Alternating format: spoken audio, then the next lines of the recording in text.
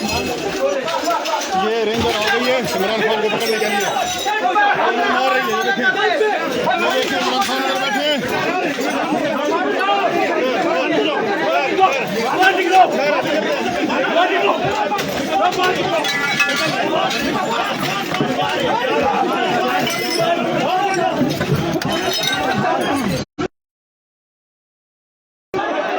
इमरान खान को पकड़ रहे हैं, रेंजर वालों ने हमला कर दिया है।